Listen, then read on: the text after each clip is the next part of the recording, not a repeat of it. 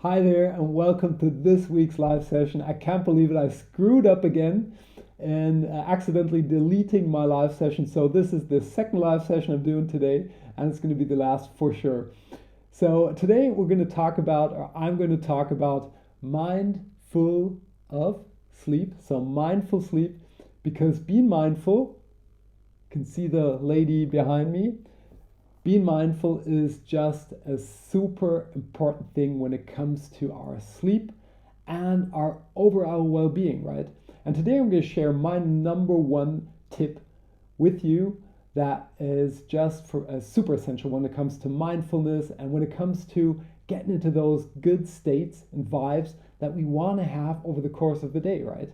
We want to feel good, and feeling good over the course of the day will lead to good sleep, at least mostly, if you don't have any physical issues or other things. But today we're talking about the mind.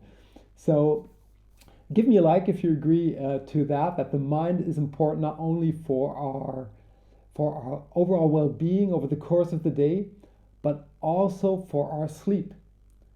Because quite frequently, if people lay down and are not able to fall asleep, it's because we're worrying, we might be angry, we might not be feeling good, and that's the result of a day-long process.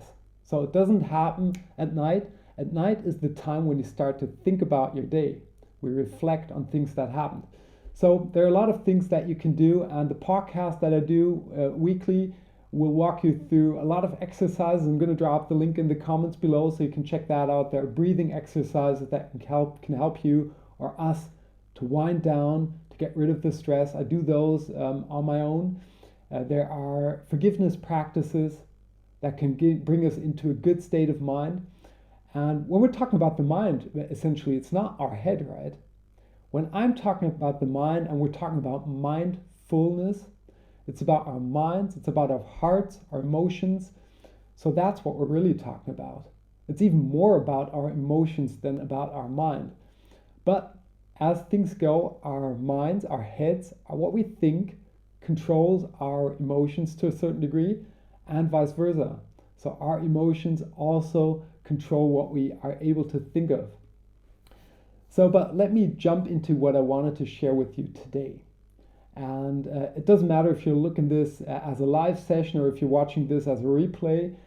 Please always leave a comment if you have an idea or if you want to add up on what I said here, because I think it's just so valuable for me to get your honest opinion, and for everybody that's listening to this, that's watching this, to also get additional ideas, because I'm just sharing the things that I know, that I experienced, that I read of.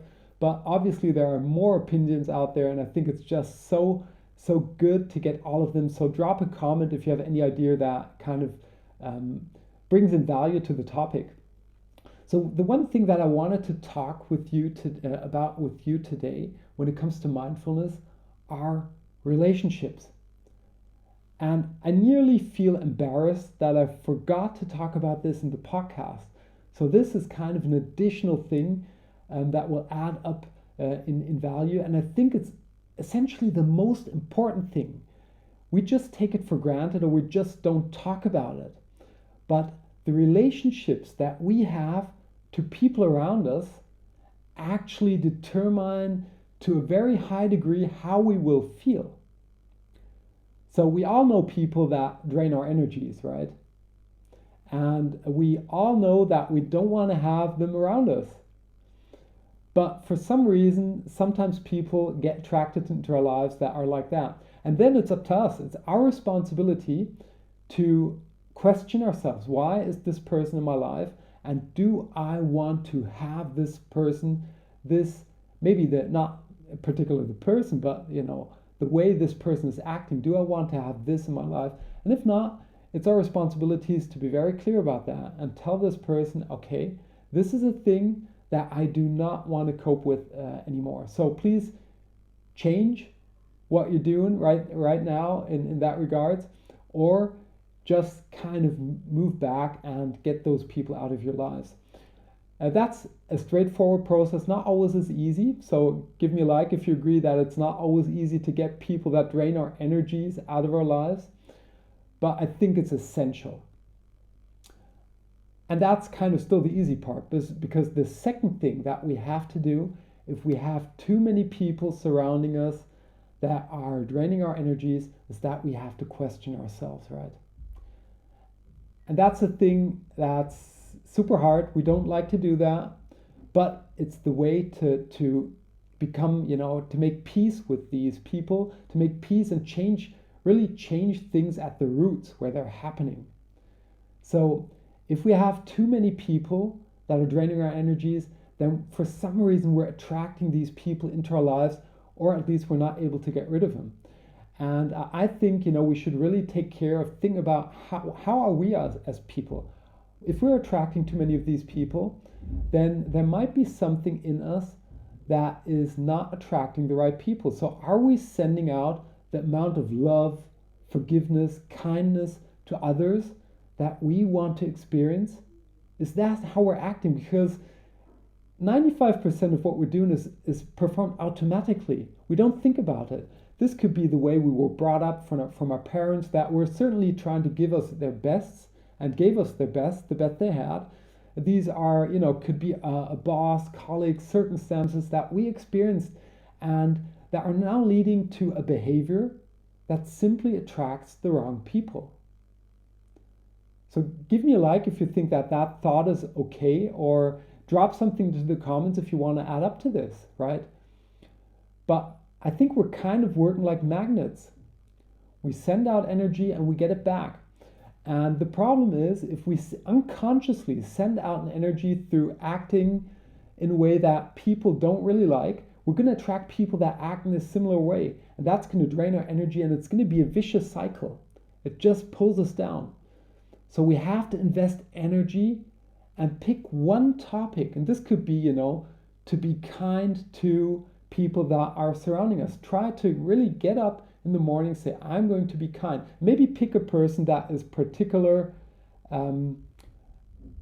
exhausting to you. Maybe be kind to a person that you really don't like, right? Because that's a good thing.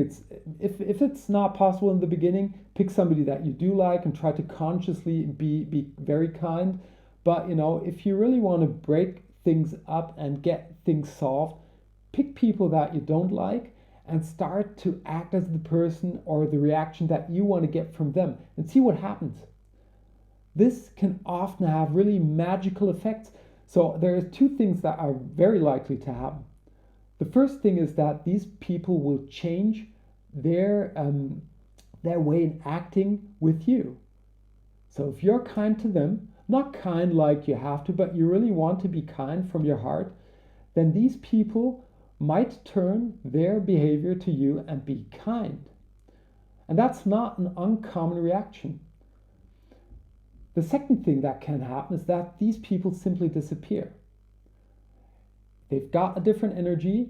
They kind of want to stay in that negative state, or they cannot get into a more positive state, and they will simply disappear and act with other people that are similar to them. But it all breaks down to starting to reflect, why are we attracting these people into our lives, and then to change things.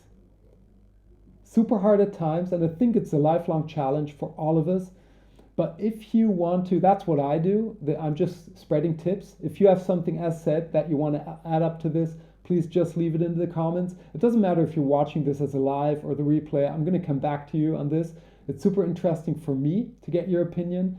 And I think it's interesting for others too, to get inspired, to not be delivered to what's happening around us, but to consciously and active change your life, your mindfulness to the better.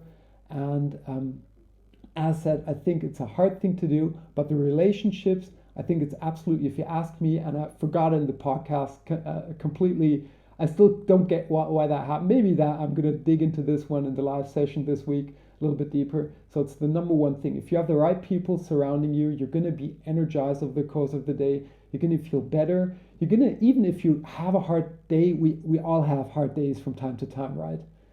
Then these people will reach out to you. You're going to get a WhatsApp message saying something kind, or somebody will help you, somebody will just something will happen. If you have the right people in your life, you're just going to feel so much better. And in the end, when it comes to our sleep, and that's what we're talking about here essentially, when you're lying in bed, you're going to have lovely thoughts in your mind rather than energy draining and mind spinning thoughts. And that's what I wish for all of you out there. So with that, just look at the time. We've crossed the 10 minutes, and I always try to keep these live sessions short. So I wish you a lovely, lovely Sunday, a mindful Sunday. I hope this was valuable for you. Don't forget to leave me a comment or a like or whatever if this was something that you found to be interesting. And until then, till next week's live session, have a superb sleep. Bye.